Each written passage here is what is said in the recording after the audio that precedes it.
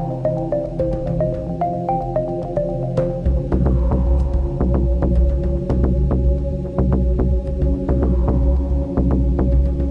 anyway, I want to get going with this introduction, but first of all, it's very simple. Everybody, most of you who are active in the TiE Silicon Valley network knows Shyam Das. So I'm going to introduce, it's such a privilege to say a few words about him, but I'm going to keep it to just 1 minute as requested. Shyam's been a serial entrepreneur, founded 3 companies over the years. His lovely wife, Neelma, is right there, and he has got 4 very, very accomplished children, all grown up. And one of them is very smart because she married a South Indian like me.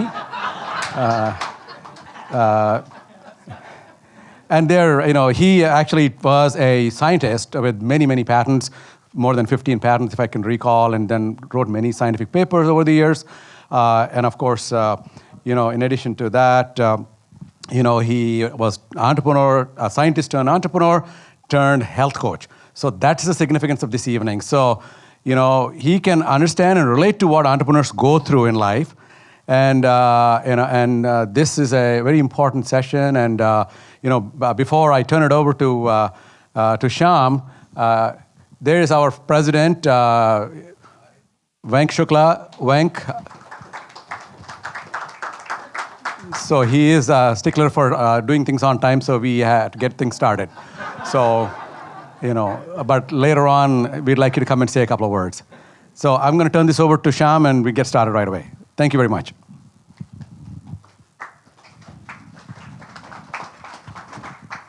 Yeah. Thank you very much, Ram.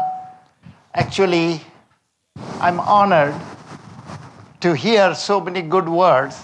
Now you have given me a chance to tell to my wife, my second president of TiE, the incoming president of TiE, has so many good things to tell about me. Thank you. I'm very thankful to so many people who has shown up, and especially our second president of TiE, Kanwal Rekhi. And of course, many people ask me, you will hear something that I have developed. Many people ask me, where did you learn from? Who is your coach? And my answer is, I have 3 coaches. And they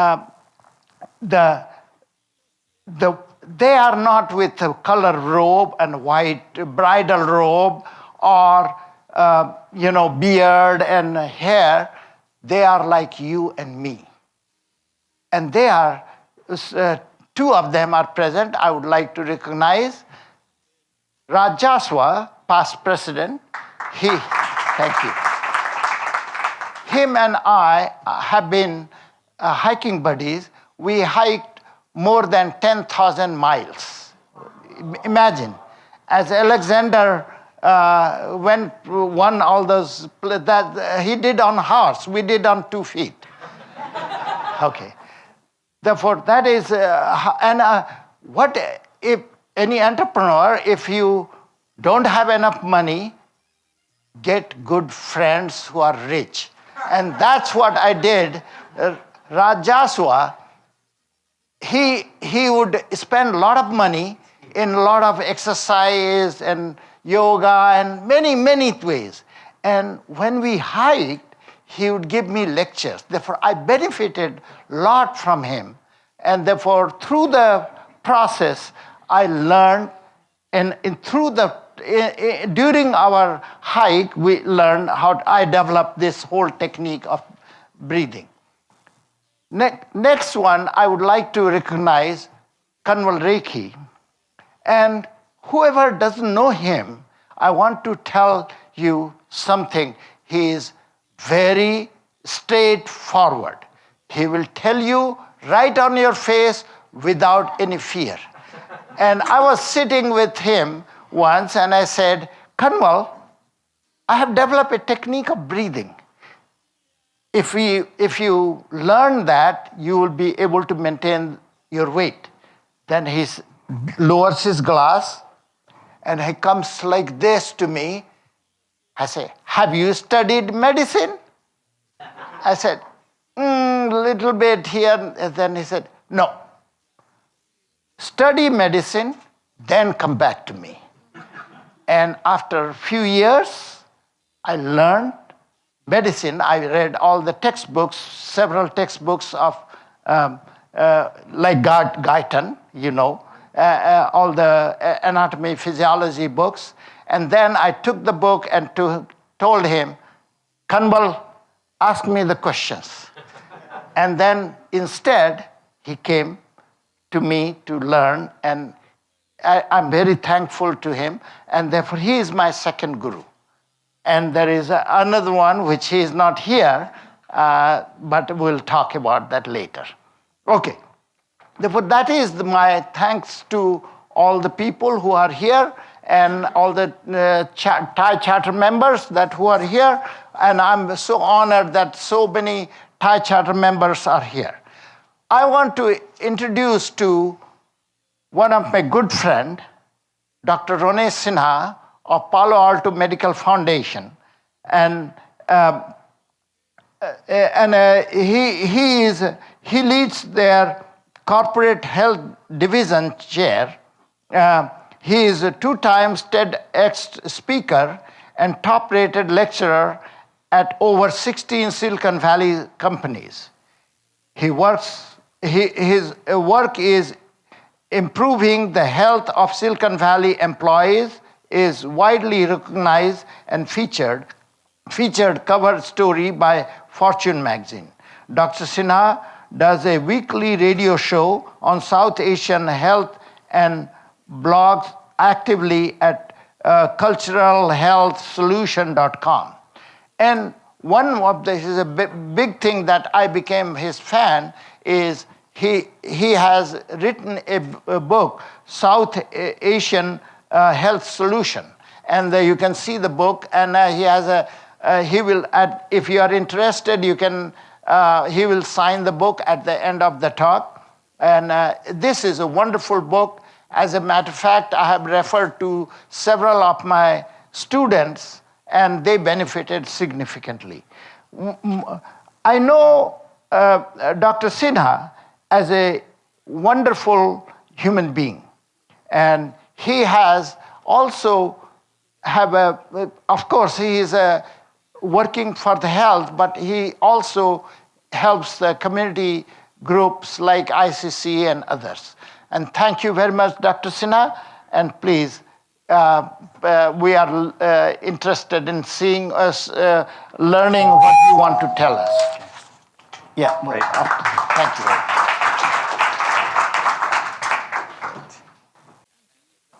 Great. Thank you so much for that warm introduction. And I just want to say it's such an honor to be here. Before I start the talk, I want to give 1 or 2 disclaimers first. I care so deeply about my Indian culture and this Indian population here. I'm so inspired by all the entrepreneurs here and what they've done to really change the world. And I'm putting that in as a disclaimer because as I get into this talk, I'm going to be a little bit critical about some of our behaviors that have evolved. And that's only because I've seen very intense tragedies in my life and in my career that could have been prevented. So I'm going to open up some wounds here, and I want this to be controversial. I put up here redefining gatherings because when I grew up with my family, gatherings were, at some level, social gatherings were a little bit on the superficial side. We talked a lot about achievements. There was some connection there, but I think as a culture, we didn't really expose our vulnerabilities as much. And now as a doctor, that's what I'm doing more of. Even though I wrote a book, a lot of people expect me to not touch sugar, not touch junk foods. I'm human. I go through stress. I go through sleepless nights. I crave sugar just like you. I go through a lot of the similar struggles. But today, I hope, I have a lot of information I can share. I give a lot of lectures around Silicon Valley, but I want this to be a conversation where we can really share with each other and open up maybe some things that we haven't felt comfortable talking about. So that's what I mean by really redefining gatherings. There's 3 questions I want to start off by asking each of you, and I want you to really think about this. Number 1 is, are you deeply satisfied with your life? If you are deeply satisfied, is the amount of fulfillment proportional to the work you've done and the sacrifices you've made? And the third thing is, has your physical and or emotional health taken a toll for you to get where you are today? So I want you to really think about those 3 questions, because I ask myself those questions. When I get to know my patients and I've gone beyond the blood sugars and the cholesterol levels, these are the types of conversations I have, because a lot of their root behaviors come from these sorts of issues. So our standard recipe, the recipe that I was sort of grown and raised on and which we still impart to generations, is strive for nothing short of academic excellence. Make sure that translates into the highest level of professional achievement and excellence. And hopefully that will lead to a path of success, hopefully ananda, bliss, self-fulfillment. This is sort of what we hope for. But what is really happening in Silicon Valley? Okay? I'm going to argue that our current protocol is actually broken. And how do I know this? This isn't just anecdotal evidence. One of my jobs in Silicon Valley is I go out to top-notch companies, I talk to HR representatives, HR groups, and they list out for me what the top health issues in Silicon Valley are.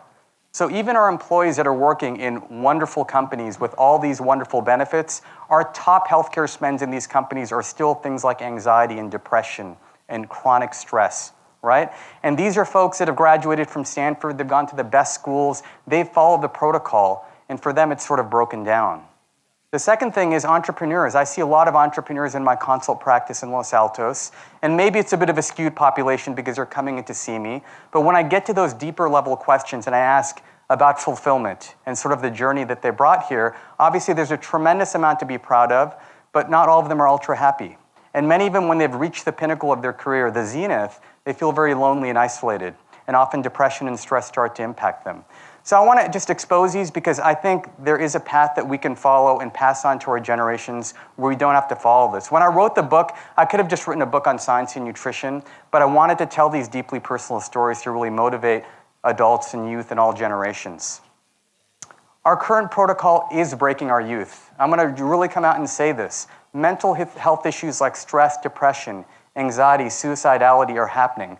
Drug abuse is happening a lot, even in schools in Los Altos. I've been shocked to talk to parents of high schoolers, and these are parents of Indian kids, of Chinese kids that are been following the protocol, and they are actually getting into drugs and alcohol more than school principals have seen anywhere else. This is becoming an issue. Adult health conditions. So my wife, being a pediatrician, she went through pediatric training. She wasn't taught how to manage lipid disorders because they were supposed to happen in adults. But now pediatricians, and we've got one in the audience here, they're dealing with things like obesity, type 2, which was adult diabetes, fatty livers, and cholesterol disorders. So adult conditions are manifesting 7, 8, 9-year-old kids. And this is not just an exception, this is becoming the rule. When I see consult patients in my clinic, I sit right next to a pediatric endocrinologist, and we look at lipid results, and they look the same in my 40-year-old patients as in her 14-year-old Indian and Asian patients. That is not acceptable. Okay? So a little bit of science here. I don't want to be all conjecture and wisdom here, but one of the center points of my book is to help people understand this concept of insulin resistance. And this is a diagram that's probably helped more people understand this than anything else. And what I tell people about insulin resistance is, in our body, this is a traffic problem. So if we have excess carbohydrates in our body, which is the car in the center, typically what we want to happen is there's 3 major parking lots in the body. There's the muscle parking lot, the liver, and the fat. And the ideal destination for those carbs is to go towards the muscle. And the way the carbs get inside the muscle is by using the parking pass, which we call insulin. The problem in our community is the vast majority of us have some degree of insulin resistance. We're producing the parking pass, but the muscle is not responding to the signal. When the muscle doesn't respond to the signal, the overflow traffic, carbohydrate traffic, goes to one of 3 places. Number 1, it goes towards fat storage, especially around the belly, and that can raise inflammation. That belly fat's very dangerous. We'll talk about that in a second. It can go to the liver.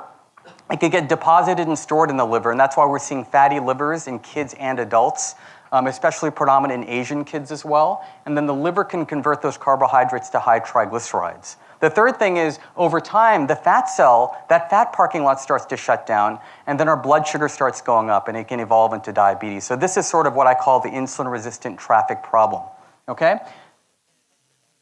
So one of the issues why this is so overlooked in Asians, and I know Ashish is out there, and he's really highlighted this for the community, but I wanted to actually put this slide up here as well too, is basically this concept of visceral inflammatory fat. So when you look at this jelly donut, that red jelly inside is the deep inflammatory fat that we can't see.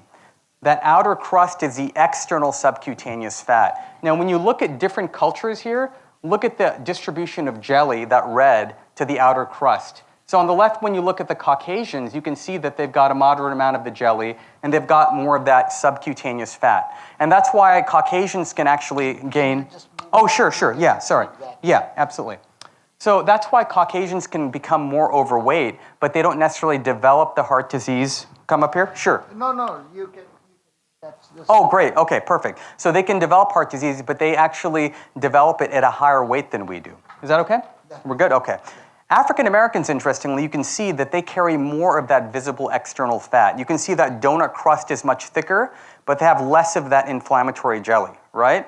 When you look at Asians, this includes East Asians and Indians, they've got a lot of that inflammatory jelly. That's the hidden fat and just a thin crust. Many of the patients I see in my clinic are very slender. They're low body mass index, but they're carrying a lot of that hidden fat, and that hidden fat is extremely dangerous, not only for heart disease, but we're also finding associations with cancer and other chronic health conditions. Okay? The other thing I want you to be aware of is insulin resistance is not just associated with diabetes and heart disease. There's an entity now called type 3 diabetes, which is actually another word for Alzheimer's. Insulin resistance is a proven risk factor for Alzheimer's disease now. One of the issues with Alzheimer's disease is you get the deposition of amyloid plaque inside your brain. When you're insulin resistant, your body overproduces insulin, and insulin blocks the breakdown of that amyloid plaque. So now diabetes is being recognized as a risk factor, and this statistic is alarming.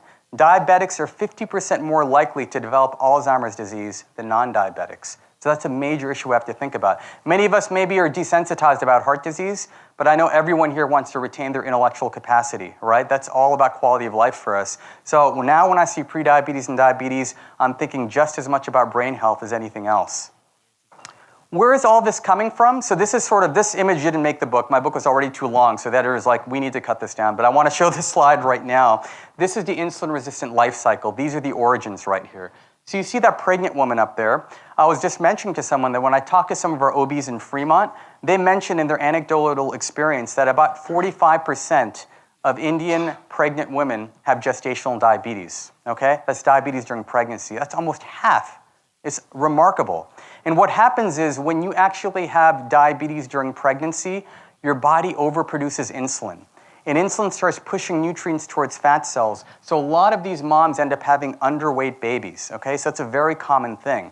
And then what happens? The immediate response, and my wife knows this because she was a pediatrician in Fremont, is basically parents start looking at that growth curve and they treat it like an academic curve, okay? They see it and they're like, 20th percentile, we need to get this kid up to 100th right now. We need an A+. But when you take a 20th percentile, you overfeed that baby, get the nanny, the mother-in-law involved, and you accelerate their feeding, you've already set the template for future insulin resistance because now their body is going to be in fat storage mode downstream from that. So that's associated. So the overfeeding is a major issue. And that's one chapter we addressed in the book. I had to write that, is to really educate people about the fact that, no, this is not about getting higher grades. This really can impact the trajectory of heart disease and diabetes downstream. So LBW stands for low birth weight baby. These kids nowadays, we know our kids today, they're playing on screens more than they're playing outdoors, right? So that's actually promoting this problem even more. And now we're seeing this cycle of insulin resistance being perpetuated, coming on earlier and earlier in our kids.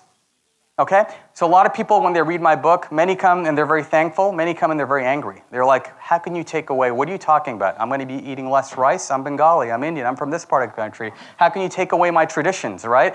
But what I remind them is I'm not here to ruin your traditions, okay? I'm not going to take away the foods you love, but I just give a reminder that look at how we were designed and built. So we look at a typical rickshawala there. If they had a Fitbit on, you'd be running between 40 to 50,000 steps a day. Right? Muscles constantly active. Inflammation levels are lowered. On the contrary, my average engineers, because I actually track their steps, 2,000 to 3,000 steps a day, okay? 20 times less. The second thing is, these rickshawalas, they have a very strong leg and core because they're carting around very overweight families, right? Because in India, there's a lot of obesity, right? So their legs and core are getting stronger and stronger, but we sit all day, we've got short hamstrings, our core is getting weaker, right? So remember that diagram I showed you of that parking lot. The muscle parking lot, the bigger and stronger that muscle parking lot it is, the more carbs it can store. It can store more rice, chapatis, and all that good stuff. But when we sit and our muscles become weaker, it just takes a few servings of carbs before triglycerides and lipids start going up. Third thing is low vitamin D is an epidemic. And we used to think vitamin D was all about bone health, but vitamin D is actually linked to that insulin-resistant problem. It's linked to inflammation. Vitamin D is a hormone that can lower inflammation in our body, and we've got very low vitamin D levels. Our Rickshaw doesn't worry. He wears either no shirt, very little shirt, gets plenty of vitamin D. His levels are 40 or 50. My average engineers, they have single digit or they're down in the teens. That's not optimal for health. So in that sort of a context, eating the typical Indian diet, he can get away with eating 3-4 servings of rice. My engineers can't do that unless they start getting active. I got very excited when you came up and said that TiE is becoming more physical. I thought maybe we're going to start doing push-ups and get more exercise. But maybe we can add that to the physical goal too. Sometimes we can do that. But really, a physical activity, that's why it's key. So we can really promote those muscles and keep that going.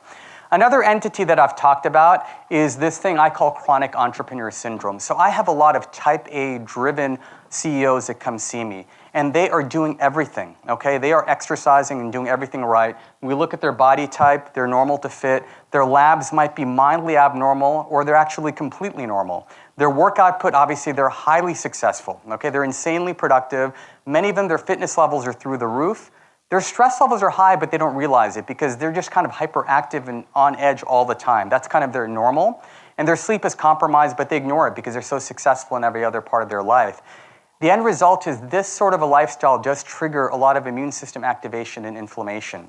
And that is a risk factor for heart disease. So I've had significant numbers of high-functioning entrepreneurs with normal labs, normal body composition, have a heart attack, have straight-out heart disease, or develop cancer with no family history at all. So now, this has really motivated me personally to really slow down with my life, because I've got the diet thing down, I've got the exercise thing down, but slowing down, that's the toughest thing to do. And it's interesting, in my clinic, in other parts of the country, I'd be getting people to move and get more active, but here sometimes I have to slow my patients down because they're so busy all the time. So really keep that in mind.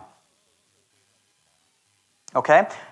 Mental processes, I know all of you in this room, right? If you're like me, you're a brainstormer 24/7. You're thinking of the next greatest idea. I already had a couple things up here and people are taking notes and they're already thinking of the next business idea. That's what I love about Silicon Valley, but it's a fine line between brainstorming and also ruminating. And I bring up this emotion rumination because I see so much depression, and I've really dug deep into the literature, and rumination is one of the highest risk factors for developing depression. And I put a quote of how subtle this difference is, right? Brainstorming is a very positive emotion. How can we solve this problem together?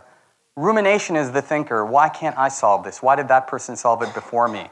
Why am I not succeeding after all this work? If you're a ruminator, if you get up at 2 or 3 in the morning, you get up in the morning, the whole day you're ruminating, your body knows the difference between those two. It raises inflammation, and now the connection between rumination and depression is profound. It's made me reframe because I can get into my rumination episodes. People are like, when are you going to write your second book? When are you going to build a company? I'm like, oh my God, But then I have to really reframe again because that's how we're sort of driven, constantly push ourselves. So really keep that in mind.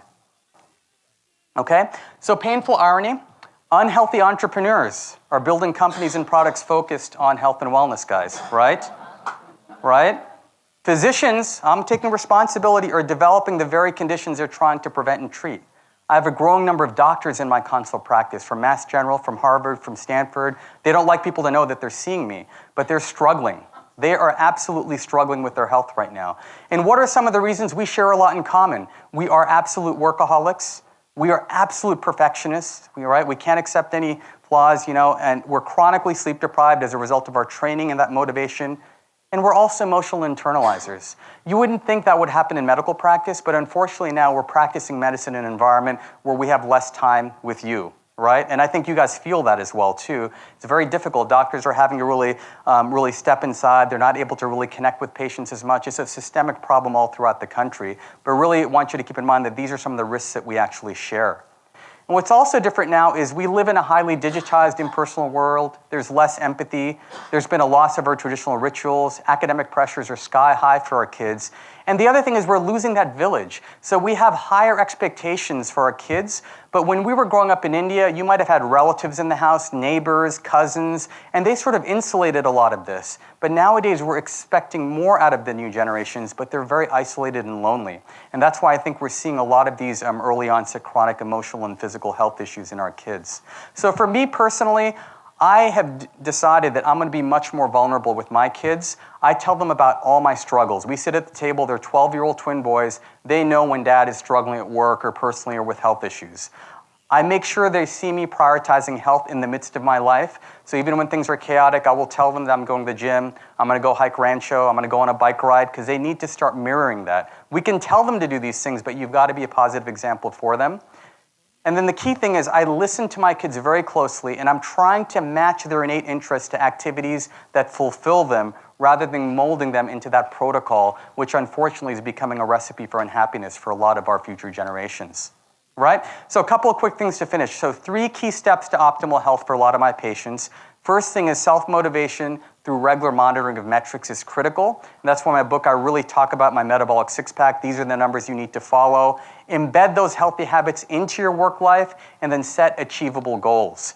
So now I prescribe apps more than I prescribe medications. And I put a couple up here, right? Nutrition trackers, and literally I have an after-visit summary, and I've got links to apps that I prescribe. So I prescribe some apps for breathing. I put some of these up, and you have this available, but these are some of my favorite apps for stress reduction, for nutrition, and exercise. And I tell you, it's so much more rewarding to prescribe these than to put you on a statin or a blood pressure pill. Even more rewarding to take those pills off your medication list. So I'm all about shortening medication lists and using technology as a facilitator of that.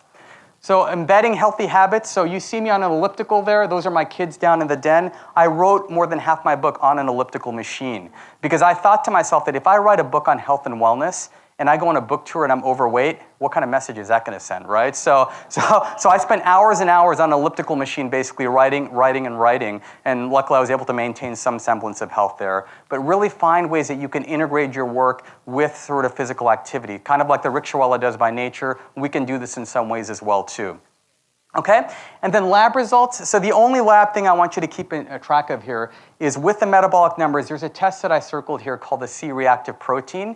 That's a reflector of inflammation in the body, which is linked to heart disease, cancer, Alzheimer's. And I want to show you the fact that we went through the typical protocol. This guy dropped his inflammatory marker to 3.6, but then he dropped it to 0.6.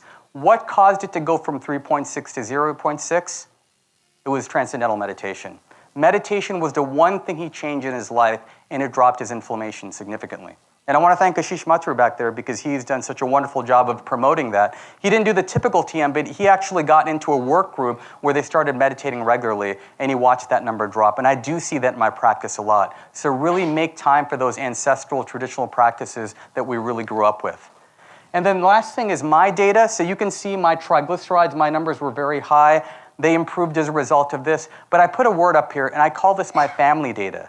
When your lipids and glucose are off, that is your family's test results, right? Because if something happens to you, if something happens to me, my kids are going to suffer, my mom's going to suffer, everyone's going to suffer. So it has to be a shared responsibility that everybody takes part in. Okay, so my resources, I've got my blog up there. I blog very actively. I've got the book here as well, too. I do see patients as consults in Los Altos, so I'll end with that. But thank you very much for having me. It's a real honor to be here. Thank you. Can I stay up here? Okay, great, sure. Panel. Okay. Thank you, Dr. Sinha. And one thing great about is when I go to physician doctors, I see big belly, fat body. I see a lot of people who teaches nutrition and look their body, look their belly. That's what it tells. I would like to go to you rather than big belly doctors. Thank you. Therefore, it is the discipline of individual discipline which makes people's body. And what I'm going to talk today is, you heard Dr. Sinha, MD, a physician. He's a physician's perspective. What I would like to talk a little more about the entrepreneur's perspective and a scientist's perspective in the same type of issue. You will hear some of the common words that he told, and I'll be using that. But here, because of the limitation of the time, we won't be talking too much. How did I do that?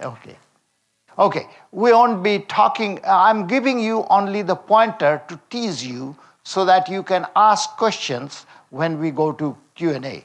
Therefore, what happens is all the entrepreneurs, they get an idea and they become very busy in executing the idea. It is the execution is the most important thing.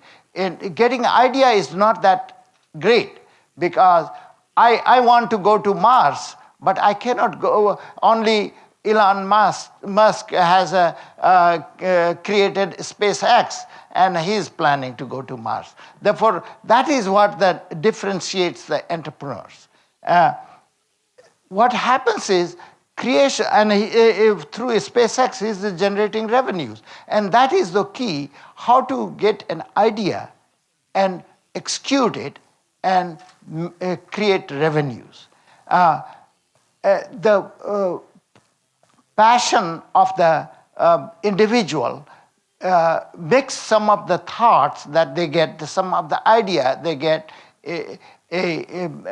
visible to others. Because when an entrepreneur is there, he has the idea and he is the only, or she is the only one who understands what the idea is. But to show it to others, to make first viable product, to get the funding to execute for execution of the first viable product, or to create revenues through the customers, that creates lots of stress in the individual. And actually what happens is they don't have any time for the family. As a matter of fact, when I started my first company, I did not know how my youngest son became adult. They don't have any money, and I'm thankful to my wife who went along with me, that we sold our house and supported our family with the proceeds of the house sale and started the company. That type of stress, and of course you don't have any time for your health. Therefore, that type of things creates a lot of stress. Therefore, what is the life of an entrepreneur? They are very stressful because of the reasons I just mentioned. Overworked. They don't have any sleep. I used to sleep 2 to 3 hours or 4 hours when I was starting my company. And when you are so much stressed, your body drives you to crave for some junk food, and we get used to junk food. And actually, I don't have glass. Okay. They develop the joint issues, back problems. They become a little older. And you heard about the belly, pot belly. And what happens is this visceral fat that Dr. Sinha was mentioning is very dangerous. That results to diabetes, as he mentioned. That results to hypertension. That results to cholesterol and heart problems. And as he mentioned, nowadays with Framingham Heart Study, the same cohort they studied, and they found that visceral fat is also related to Alzheimer's disease. Therefore, the key is, what do you do as an entrepreneur? After learning through my experience, health comes first. Because if you are healthy, you relieve a lot of stress from your family, and you will be able to do a lot of things for your family. You will be working better and creating finances for the family. Therefore, it is my priority now is health, family, and work. Of course, work is the one which feeds your family. And therefore, that's why I chose, one of the reasons that I chose my profession as a health coach, so that I stay healthy. And but this will be, I want Vidya, who will come later, to tell us how did she balance the health, family, and work. She is a mom, and if you are a mom, you are at 24 hours work duty. And therefore, how did she do that? We'll talk a little more about that later. Therefore, to have a good health, I put 5 important things. And I call it Dr. Das's top 5, because if you can take care of these 5 things, you will be very healthy, at least as much as I can be. If anybody is over 73 years old, please raise your hand. Not 73 yet. Therefore, I am the oldest one among the whole gathering. Okay? Therefore, you can see that. Thank you. And now you'll see some more about it later. Therefore, the first important thing is the breathing. Breathing is the more. And what is the new thing I'm talking about? Everybody knows how to breathe. Everybody is breathing. But I will talk a little more. Second important thing is water. Well, I have heard 8 glass water, 4 glass water. That doesn't mean anything to me. And therefore, water is important. And if any of these keywords, if you have a question, please ask me. And Dr. Sinha and the panelists, they will be able to talk a little more, and we'll do that. Then comes the stress reliever. And Dr. Sinha mentioned about it. And stress reliever, most important thing is a good sleep. You have to go do the good sleep. Meditation, he talked about it. Prayer, even though I don't believe in the existence of God, but I see the value in the religious thing. Therefore, prayer is important. Rest, social interaction, Dr. Sinha also mentioned. Music. The key of this whole stress reliever is not meditation, not anything else. It is the severing your continuous train of thought of your mind. That means, see, your brain is talking all the time to yourself.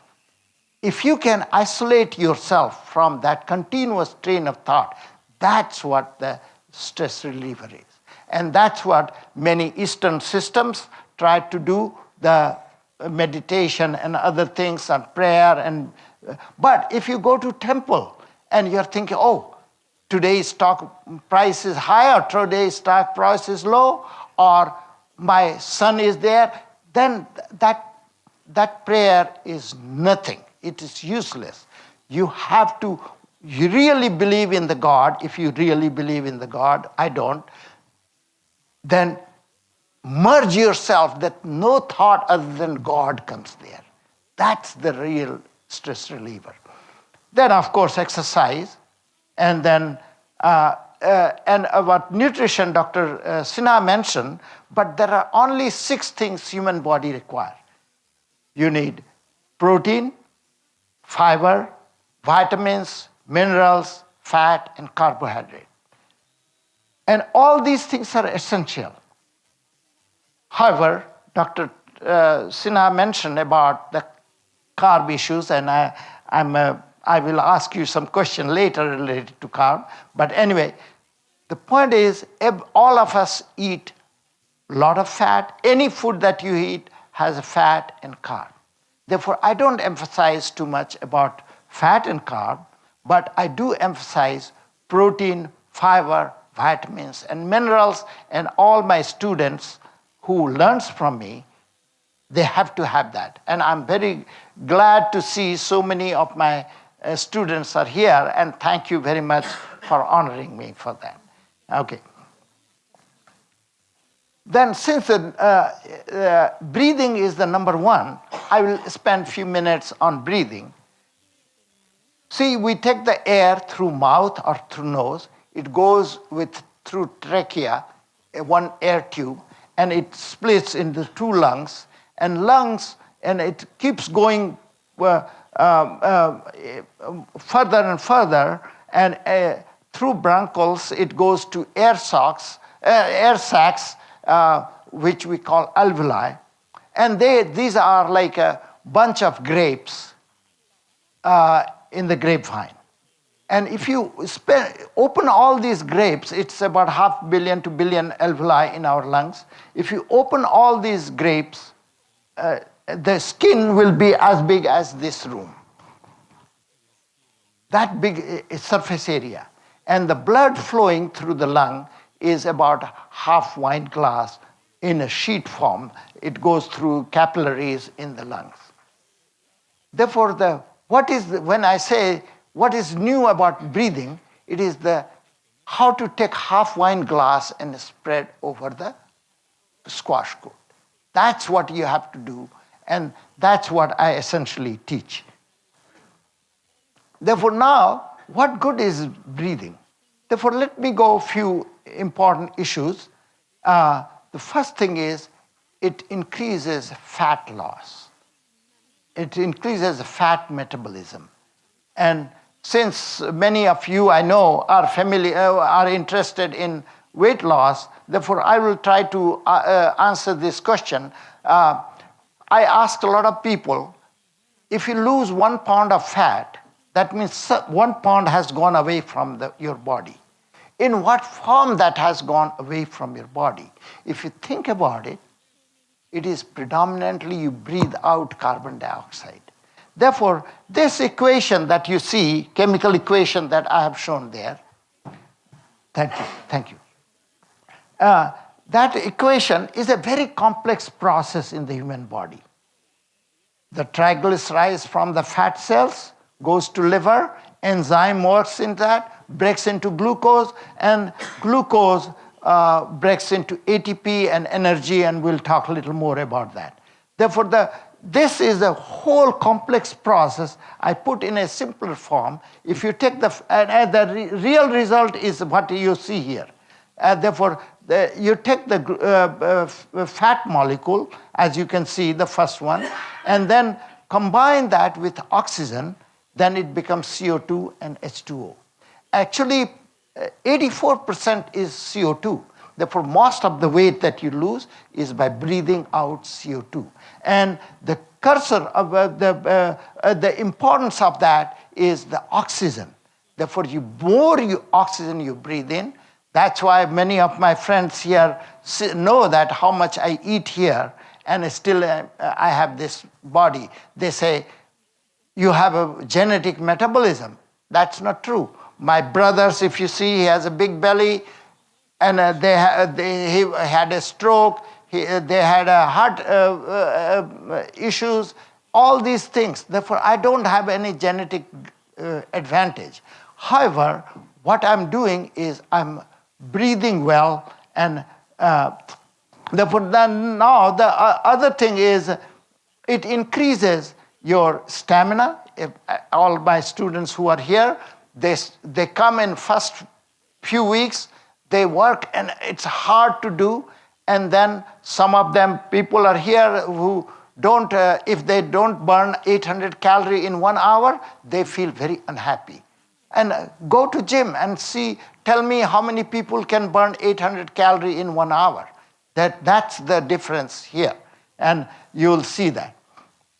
Okay, and it increases longevity. Let me talk a little bit about, what did I do? Oh, yeah. This I put just yesterday or so, this slide, because I knew many people will ask questions related to weight loss. If you burn more calorie than you consume, you will lose weight.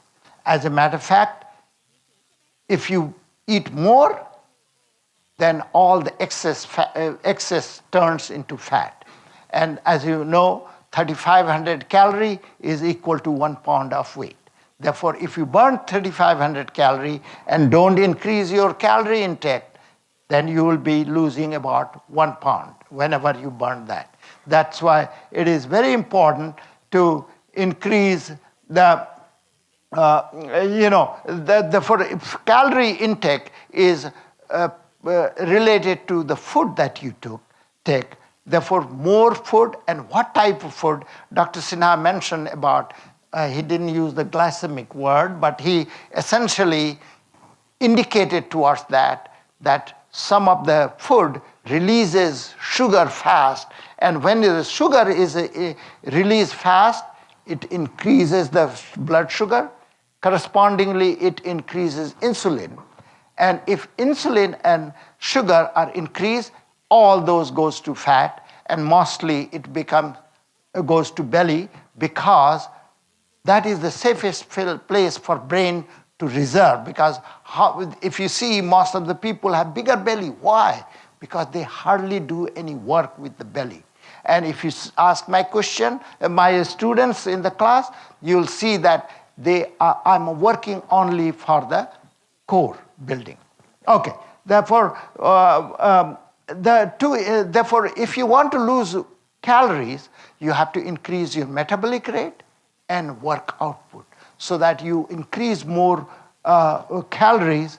And as I said, the fat converts to glucose, and glucose breaks down, and one glucose molecule creates a energy burning, it's called energy currency, like ATP. If you guys are too much into a gym, then you know adenosine triphosphate is a ATP, and that's what, when it breaks down ATP, it gives you energy. And as you can see in the bottom equation, therefore the energy, that's how you burn your calorie. And therefore the key is here, what I wanted to write here is H2O, water, is very important. See, every ATP molecule takes one water molecule. Therefore, if you increase your water consumption, and it is not just drink water and go to bathroom, that you have to be able to retain the water into muscle. Muscle has to be hydrated. That is the primary thing. And Dr. Sinha also mentioned about that, rickshawala versus non-rickshawala. Okay, therefore I'm not going to spend too much time. The fundamental thing here is any living being has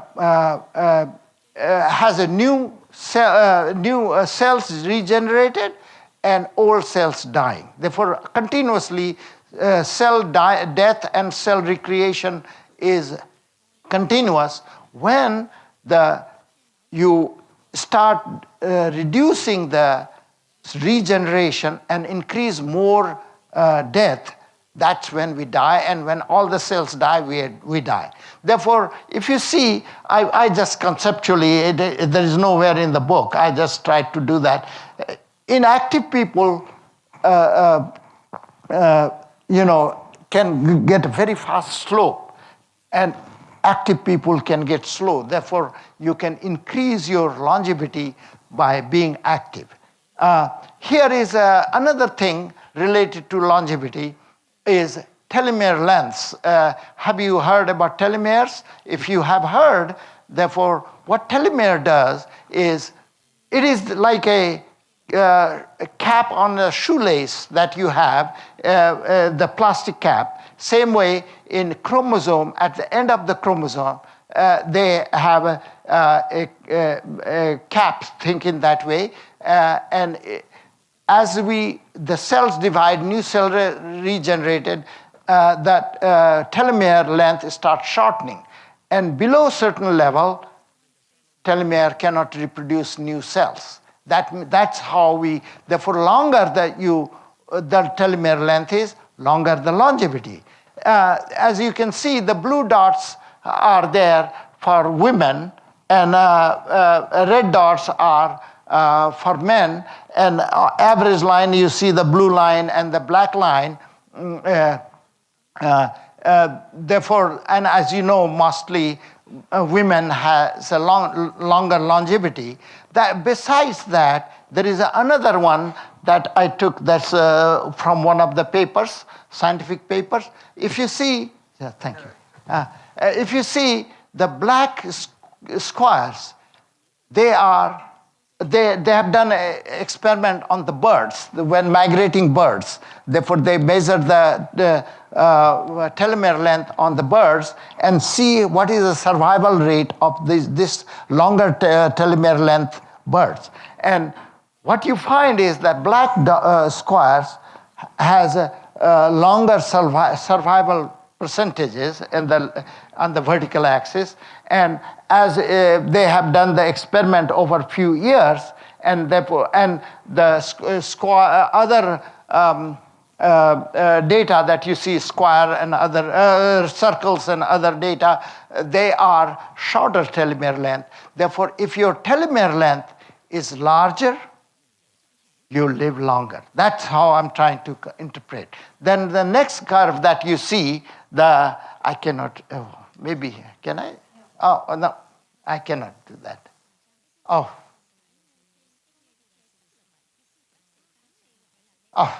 sorry. Okay, as you see, there is an x-axis is VO2 max. VO2 max measures your, when you are working highest to your capacity, then how much oxygen you consume in your body. That is called VO2 max. And higher the VO2 max, as you can see, the square, black squares are, is it a square? Yeah, a rectangle. Black rectangle are the young athlete. And if you see diamond color, diamond thing, they are for old, non-athletic person. As you can see, the shorter the telomere length, they are old and non-athletic, and higher the athleticity as well as the then your telomere length is gone higher. Therefore, what I'm trying to say is you are more active, and more oxygen you can take, longer the telomere length. That's basically what I want to mention here. I tell this that I am one of the example. I don't have experimental verification, but one experiment is on myself that I survived through a disastrous situation through which my family has gone through in a very, very difficult times. I fell down from Mount Whitney, and if you see the red body bag, that red body bag would have gone to cemetery, but I'm today standing here and talking to you. And when Rajaswa went to search for me, he took this picture. Therefore, you can see his name there. Okay. The reason why I fell down, because I did not have enough oxygen, because at a higher altitude on Mount Whitney. And you can see the graph there, how as a drunkard person I'm walking. And I fell down through that slope, as you can see, and it is all through GPS because I had the GPS watch. I fell down about 1,000 feet around 1:30 in the morning, in the night. But I didn't break even one bone. I'm still, no organs had failed, and I survived. And I tell them, Kanwal tells me, you are sample one. That's nothing. That's not scientific. Okay. Therefore, I tell that what I teach and what I practice, that's what made me survive. Therefore, I call it graded interval training. And what it is that you increase demand and supply. We are the business people here. We have always to work with the demand and supply. Therefore, increase the oxygen supply by doing better breathing. The magic is, as I told you, this is squash coat and grape skin. See that how much the half wine glass, how can you spread over the squash coat? That is the magic that I try to teach, and which I developed with Rajaswa the hiking process. Okay, and therefore once you oxygenate your blood, what do you do with that? Unless you activate your muscles, the blood doesn't rush there. In active blood doesn't go. Inactive muscles, blood doesn't go. Therefore, you have to work with all the muscles simultaneously and maximally. That's what I teach, and many of you have experienced it. And here is the example. I'll just go quickly. As you can see, increase the heart rate, drop the heart rate, increase the heart rate. That's your interval training. And as you can see, it is almost like 100% of maximum heart rate that you have. Therefore, you can go, and this person has burnt about 700 calories in 1 hour, okay?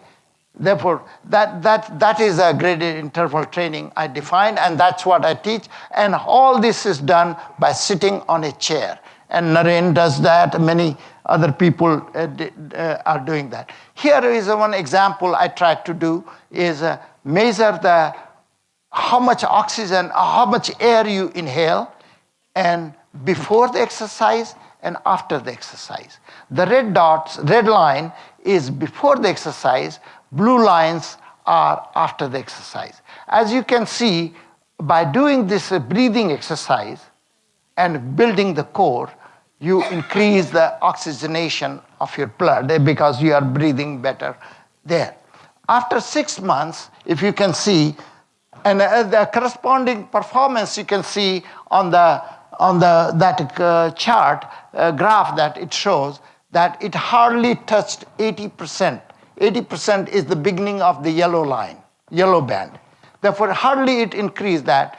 After maybe 6 months later, same person, of course, increased the oxygenation or air inhalation capacity much higher, and you can see the corresponding increase in the performance. This person went over 100% when that person could not do even 80%.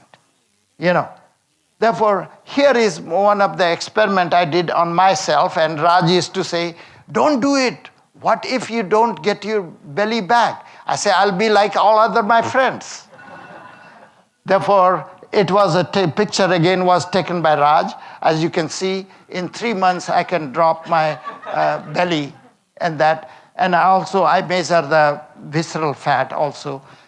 Another thing I can show you here of the same exercise technique. If you see my blood pressure was over 140 by 90, over 90, which I should have gone to medication. But after 6 months or so doing, the blood pressure went below 110 and below 70.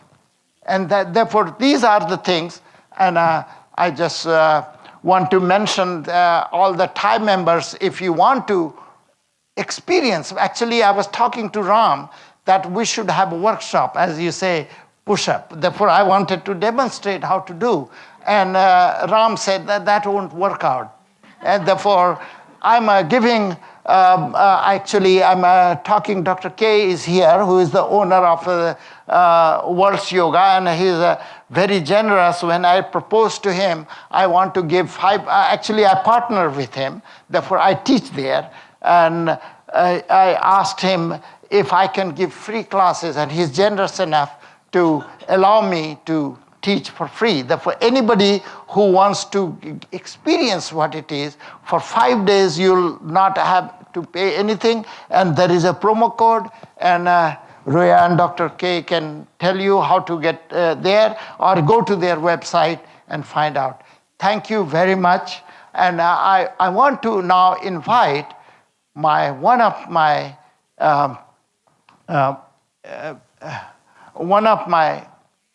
very illustrious student, because after my fall, I had forgotten what I used to teach her. Then I asked her, can you come and show me what did I teach you? And because when I fell down, they found me after 2 days in coma, and then I was 3 weeks in coma. Therefore, and I came on wheelchair. I was on wheelchair at home, and now today I'm standing and I'm teaching. And when I started sitting, she would come and to my place, my home, of course, very regularly, and she started demonstrating. When she was showing me what I was teaching, I said, Vidya, I can teach you. And then she was so nice that she will come to my home, take me to her place, feed me, and I will teach her, and she will bring me back to my home. Thank you very much, Vidya, for doing that. And I want to invite Vidya. One thing, the reason why I invited two people is she's, as I told you, I want to hear how does she balance mom, family, work, because she is an entrepreneurial lady. She has worked for several startups, and she is still working for a startup. How does she, and traveling every week, how does she still do that, and what are the results? What motivated her to do this and get into better health? Therefore, Vidya, I would thank you to come and join us to share your story. Thank you.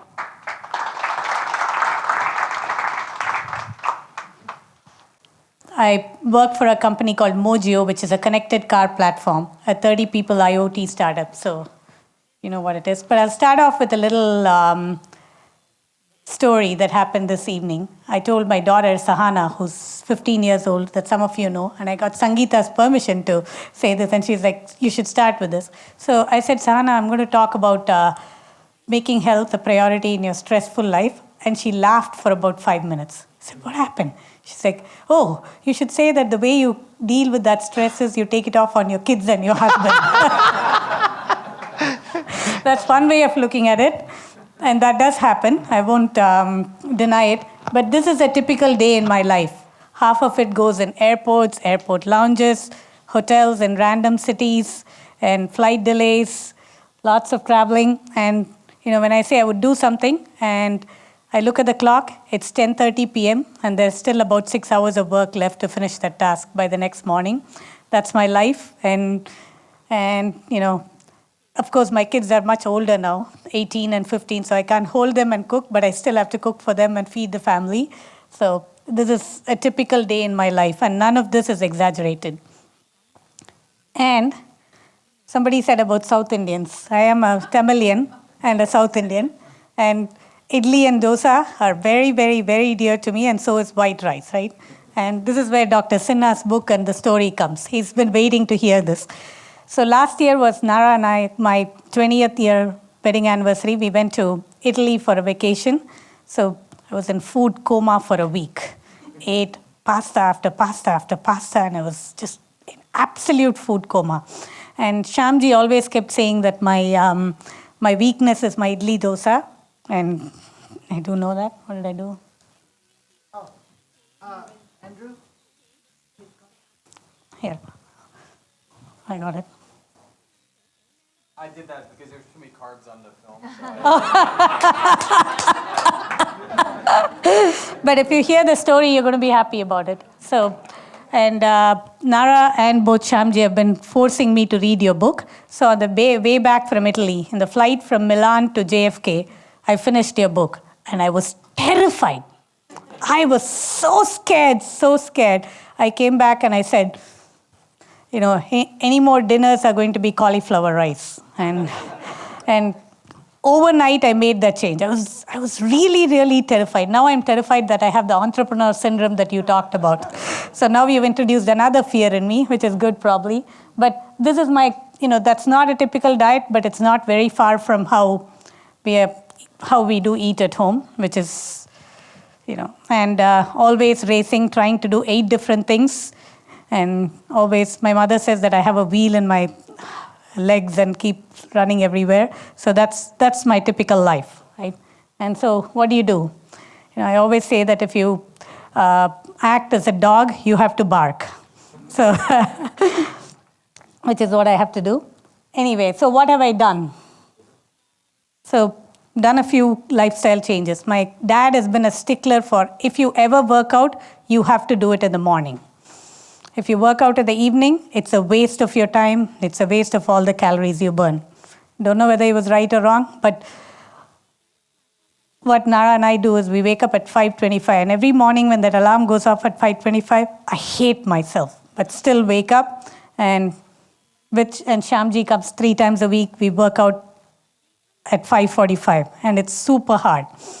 And then the nutrition in the form of green juice. This is all the vegetables in the planet squeezed into a juice.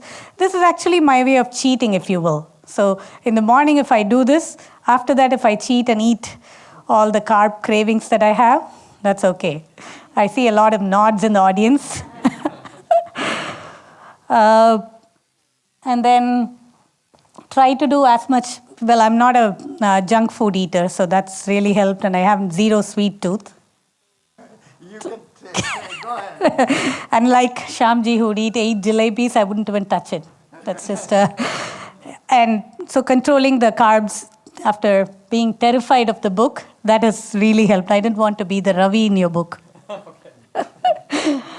And of course, keeping up with this routine, the perseverance and doing it day in, day out, and sticking to a 5 to 6 day routine has really, really helped.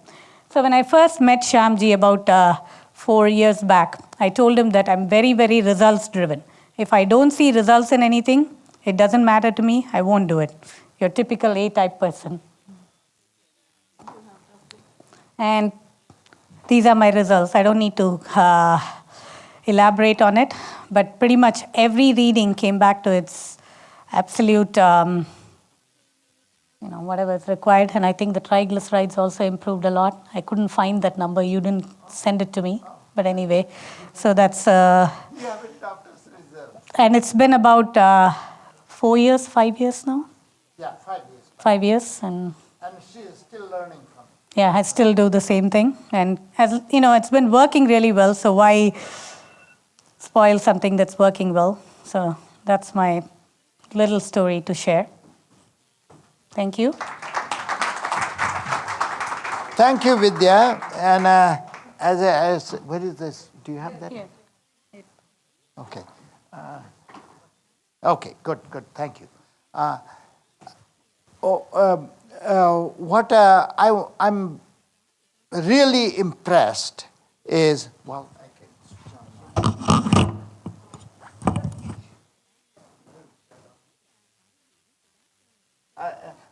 can you hear me? Yeah. Okay.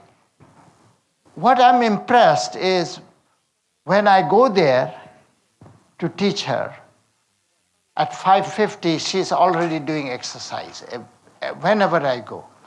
That is very impressive. Now I would like to invite my another friend, Naren Bakshi. And if any of you have seen him, he lost 90 pounds. That is unique. How many people can lose 90 pounds? That's why I'm inviting him here to tell his story. How did he lose 90 pounds? Therefore, what motivated him to lose the 90 pounds? How, as a matter of fact, when he is not an easy guy also, because when we talk, he will be upset sometime, he will argue, but one unique thing he has, which I wish all my students has the same thing. He will, at the end, he will say, okay, I'm committed. That's the commitment I want you to tell this story. Thank you very much, Naren. Vidya. So, first of all, let me thank Shyam and Ram especially, because they have gone out of their way to create this kind of event at TiE. TiE is about entrepreneurship, but as you heard, no amount of entrepreneurship is of any happiness unless we are healthy. So for TiE to recognize this, arrange special food, to just give you a teaser of what is a better food is a great thing. Let's give them a big hand.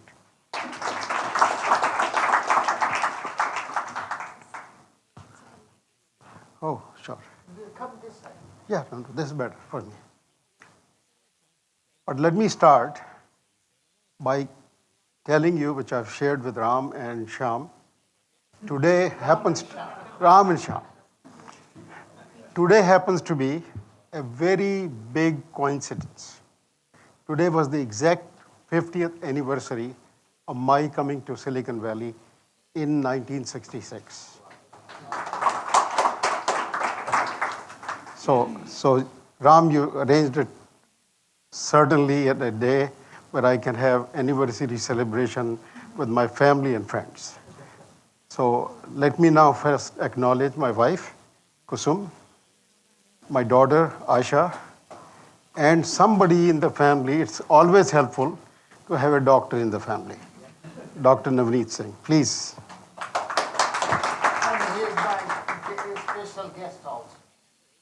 He's a pediatrician, and he starts training people at an early age in things that we should be doing all our lives. So that's absolutely wonderful.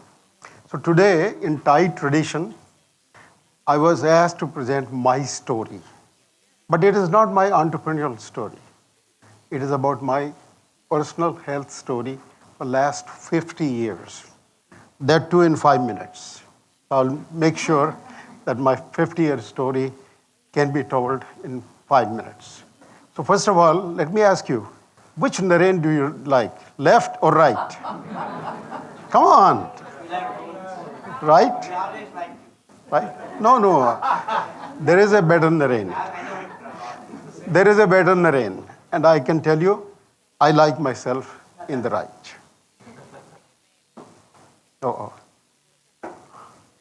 Now, my journey really should have started long before. All my childhood, my father, my parents always said, "Pehlo sukh nirogi kaya."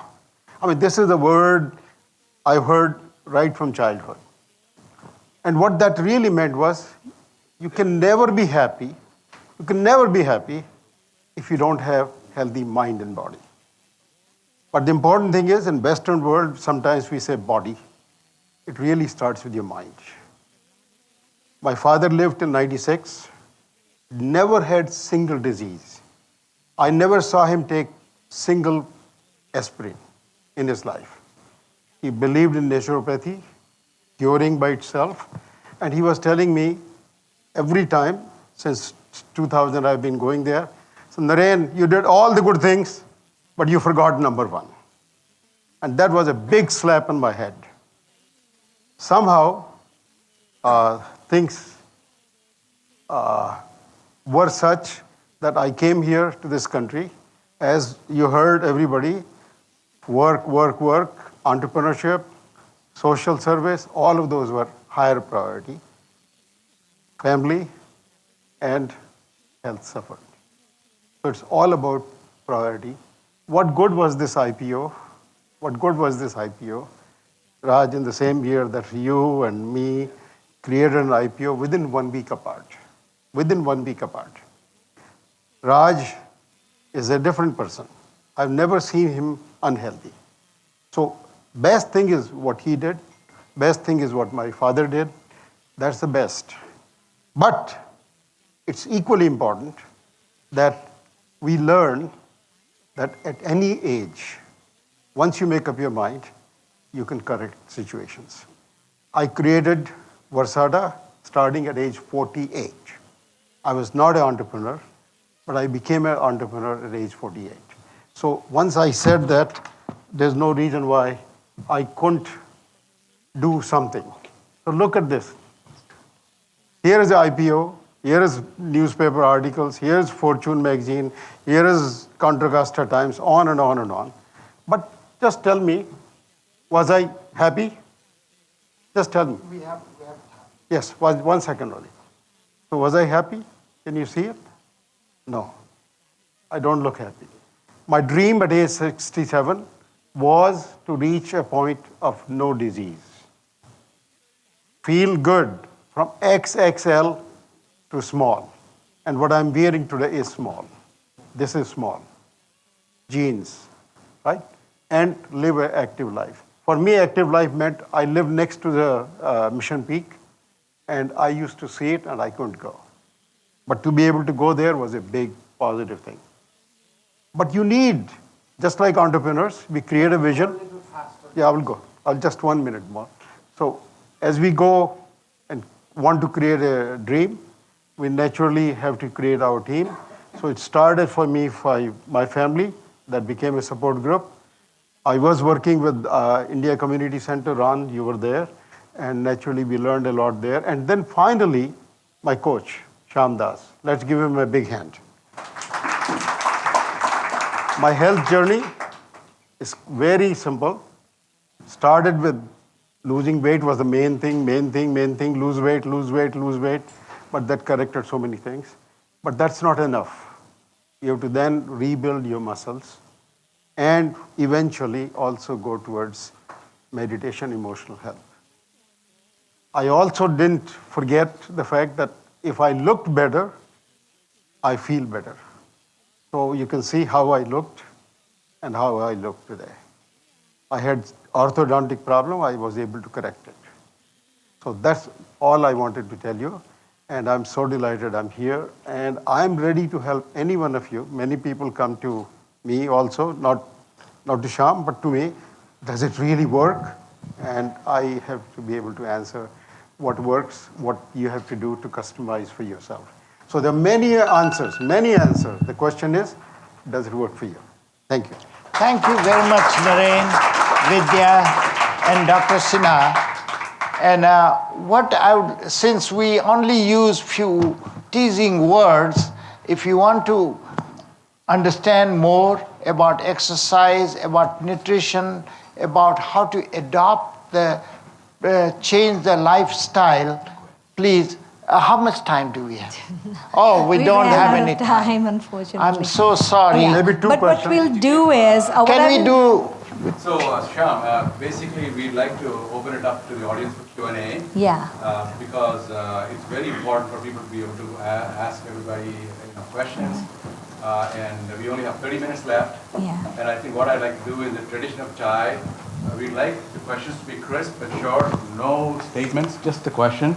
And the answer also to be very specific and focused to the question, so we can have more people and their questions addressed. And after you ask your question, please do not ask the same questions. Yeah, just a few questions and one question. So raise your hands if you have any, and we'll just get the mic to you. So, thank you. I'd like to start. Yeah.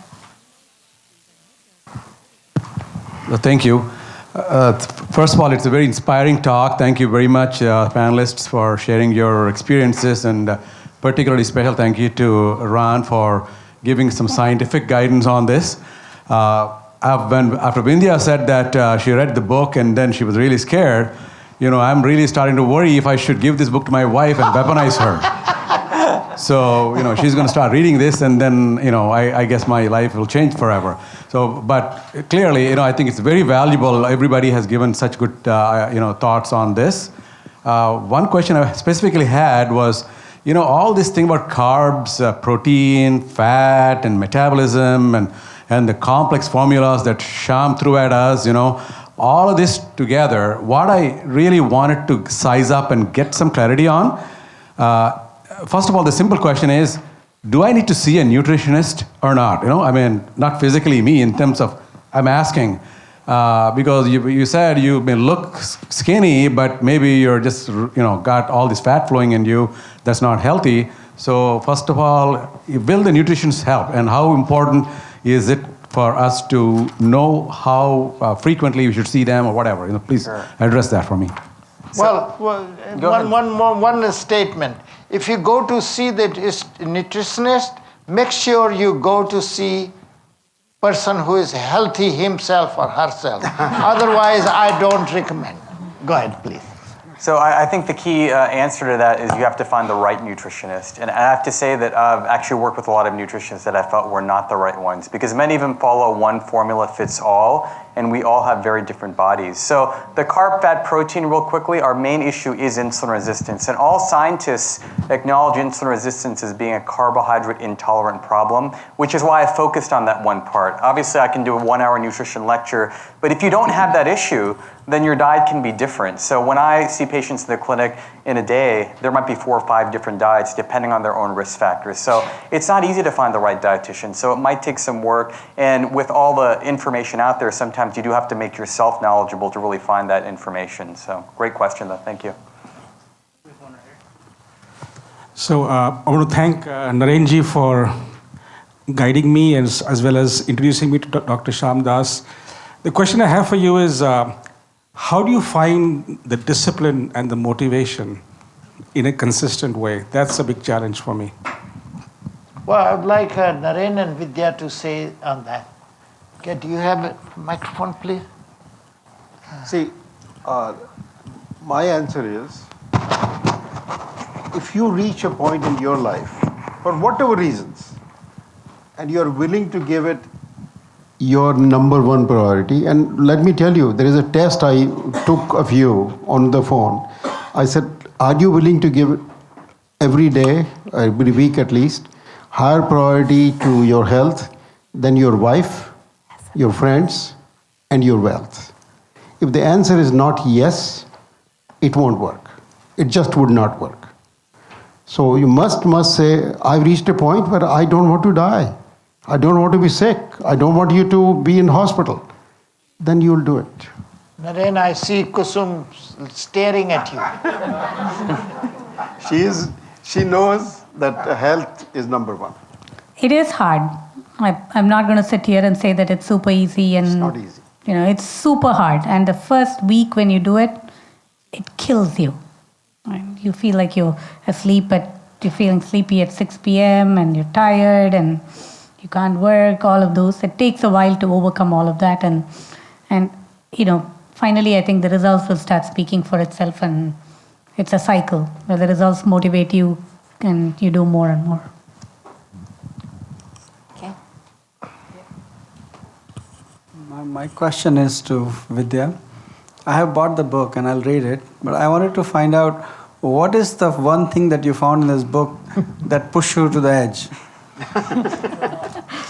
What made you scared? The insulin resistance that Dr. Sinha was talking about, and I have no history of diabetes in my family, touch wood. Parents are super healthy, still very active, all of that. But reading it, and I've not been a very obese person, not been super fat, but still reading it, and I could relate to every single character in that book that was not very fat, but still had super high insulin resistance, leading to all kinds of problems. And relating to it and thinking that I could be this person was the one that changed it for me. One thing I would like to add to her, that I used to say, as you know, South Indian idli and dosa are only carb. And I keep telling her that change your habit. And his book made her to change. I couldn't do much on that food habit. So this question is to Dr. Sinha. Yep, I'm here. Yeah. So I understand the guidance on what to eat and exercise. Sure. But does it also make a difference on what you eat when and at what time of the day you exercise? Sure. So it's a great question. So timing is really important. So one trick I teach people is, if you want to enjoy your carbs, do it after you exercise, especially when you exercise your muscles very vigorously. So literally in lectures, I say you need to squat for your rice.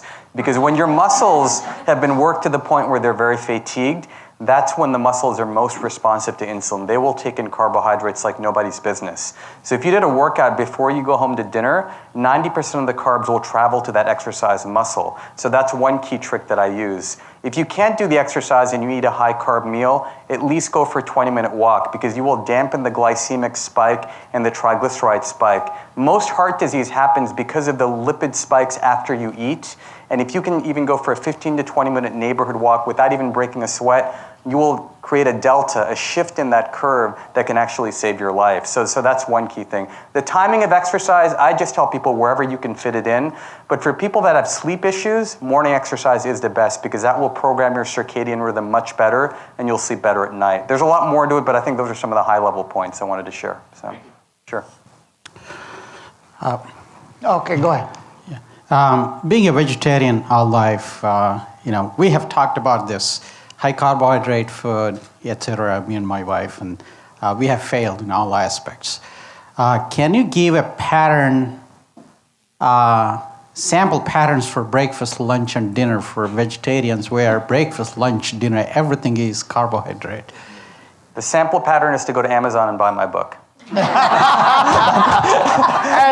also, we have a book here, and if anybody wants to buy it, please come here, and he will autograph the book. But you know, there is information on my blog, but there's so many resources, and I want to really applaud Ashish back there because he has a whole program with dietitians that are trained to outline that in specific detail. But yes, we have lots of information, and a lot of my content is designed for vegetarians. So again, just because of time restrictions, we can talk offline, but absolutely there are plans, and we've seen a lot of vegetarians succeed on this plan. So as you can see, Vidya is vegetarian, and she succeeded.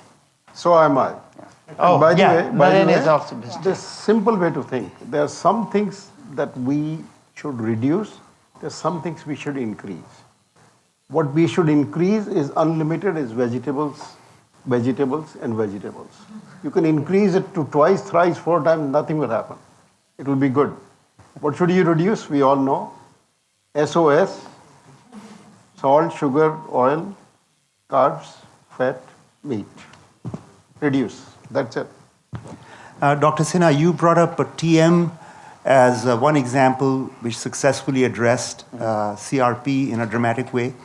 Are there any other forms of meditation that anyone else or you on the panel can recommend other than TM? Sure. So there's various forms. A lot of my patients that can't do TM, they'll do mindfulness meditation exercises, so incorporating activities in a very mindful way. For many folks, it's really just a matter of doing some simple pranayama type breathing exercises a few times a day. The whole issue with stress is it comes back to breathing. When we're under stress, we breathe up here. If you're looking at your emails, you're on a phone call, pay attention to how you breathe, and you're breathing in your chest, not in your belly. When you're not breathing into your belly, you're not activating your diaphragm and the vagus nerve, which is your parasympathetic switch that lowers your heart rate. So I'm always mindful of that. So somebody had a slide up there about music or singing. Sometimes I'm singing in the car on the way back from work. I listen to my favorite music. I will sing. Sometimes people will tell a joke that's not very funny, but I'll laugh very loudly because I'm trying to engage just like you guys are right now, because I'm trying to activate and engage my diaphragm. These are some of the key things you can do, but I'd defer to other folks because I'd be curious. How many of you heard about laughing exercises? Laughing in India, my father did it all the time. Now what does it do? Just this. Makes you laugh, enjoy. Well, let me answer his question once. Just for laughing. Laughing is a belly exercise. Yes. Therefore, that is not enough, though. You have to do the real exercise, and my students know what to do there. Anyway, your question about meditation, Sure. And meditation is it has a religious connotation, and I'm not religious. I used to say, Raj, why do I do it? I'm not interested in religion. Why do I do? And I'll tell you the answer. When I was in hospital, I had atrophied all the muscles, and it is a terrible pain. And I could go back to sleep through the meditation. And then again, after 2 hours, I'll wake up and I'll again get them. Therefore, the pain management became my fundamental. That is the first time after 50 years of my meditative technique, I saw the value of meditation. However, I have my own way of doing meditation. It is nothing with the beard guy and the hair guy. It is me. I developed over 50 years. There are 4 fundamental things. One is you have to breathe well, as Dr. Sinha mentioned. That's, as you know, that I teach breathing. Second, you have to try, when you are breathing, you have to relax. See, you become mindful. Keep scanning your body, which portion is stressed, and therefore you can relax that. Third, there are two fundamental things in the memory. One is the regular memory. Can I remember that I had to talk today? That type of memory. Therefore, many people use a mantra for that, to keep your memory engaged. The most fundamental thing I found through my experience is through I call it facial memory, and you focus. And if you are interested in, even though I don't believe in the existence of God, but I do study various scriptures. And Krishna teaches Arjuna how to meditate. If you are interested, I can tell you. Otherwise, I don't want to take your time. Sure. Thank you. My name is Mohinder Sika, and I had a question on your entrepreneur syndrome and your linkage between inflammation and entrepreneurship, which I found quite surprising. So do you have some more explanation on that? Because if you look in any high-performing group, so I don't think sportsmen are dying faster than regular people, or musicians are dying faster than regular people, or scientists are dying earlier than regular. In fact, higher performing people would actually have better life stats. So I was just curious why you think entrepreneurship as a high performance activity is more damaging to you for your inflammation. Very great question. And what I want to say is, I actually want to put a disclaimer there, because now there are studies that show that the old generation of athletes and triathletes that did very intense cardio exercise without adequate breaks, they have an increased risk of heart disease, increased coronary artery calcification. So the new, and actually my publisher who actually published my book he was a former world-class triathlete, and he actually went through this himself, but now there's actually a syndrome behind that. And the whole issue here is with high-performance athletes, if they don't have adequate rest periods in between, they will fail. Aging will accelerate and their body will break down. You look at NFL stars and NBA stars after they retire and their health goes downhill. They become diabetic and they become debilitated. So the key is to have those potent points of energy, success in whatever you do, but if you don't rest and recover in between, it's going to catch up to you at some point. And that's a lesson I had to learn pretty much the painful way. But there's plenty of evidence to show that chronic exertion, intense periods of stress without rest will absolutely take a toll on the body. Thank you. Yeah. So I know we could go on all night, but I think we need to make it to the last question now. So this will be the last question before we stop, and you can continue on your discussions afterwards. I also have a housekeeping point. If you brought in food or glasses and plates, please take them out with you before you leave. So we'd like to keep this clean. Yeah. And if anybody wants to get the book, please, yes. Dr. Yes, Sinha, will be available. Okay. He will sign the book. So this will be the last question then. I'm probably the newest student of Dr. Shyamji, but it's an honor to be here, Mahesh. And I also brought a friend from Belgium here. I'll admit, is wine good? How much, let's end it in a nice spiritual note. Is wine good? How much wine is good? I could probably control food, but the wine is where we all overindulge. At least personally I do. So I'm just trying to get an honest opinion on it. Okay. As you know, we have been talking about carb. And wine, only problem with wine is the full of carb. And the carb is not a simple carb. It is a liquid carb. And what happens is, if your stomach is empty, then when you drink any liquid, that's why I discourage my students to drink orange juice and all those things. When you drink any sugary liquid, it goes straight into intestine within 2 to 5 minutes. And when it goes to intestine, it releases sugar into blood. And the sugar spikes. Correspondingly, insulin has to spike because pancreas has to create. And those go into hyper mode. And then you develop all the fat into belly. Therefore, I recommend to my people here that do moderate, You know, I eat a lot of sugar. And as you heard from Vidya, I eat a lot of sugar. Therefore, I manage it, and I also time it, as Dr. Sinha was mentioning. I shouldn't be doing, sometime I do, I'd eat sugar and go to bed. That becomes all fat. Therefore, that is, do you want to add anything? So I personalize it. There are some people that respond very sensitively to alcohol. Their triglyceride spike. If they have a fatty liver already, we're very careful. But other patients, they do fine with it. Listen, when I see patients in the clinic, I tell them this is like I'm in an Indian market. We're going to bargain. I'll let you keep a few glasses of wine if you maybe get rid of the chips and whatever you're having and have avocados and vegetables. So we go back and forth. And then the key thing is to check your numbers, because if you make these changes, if you're adding more eggs, for example, and you check your numbers again in a month, we get direct feedback because it's very personalized. Some people, I eat about 14 to 16 egg yolks a week. My cholesterol is as low as it can be. Other people might eat 7 or 8 and their cholesterol might go up. So I think playing these little things where you sort of cut back on certain foods and keep some, because you're not going to enjoy life if I take away your wine and your carbs, right? Nobody's going to read my book or nobody, right? So you really find out what things you can handle and then really get that feedback from your labs and your waistline and all those things. And that's probably the best approach. So thank you all for coming. Thank you, Dr. Sinha, for being our guest.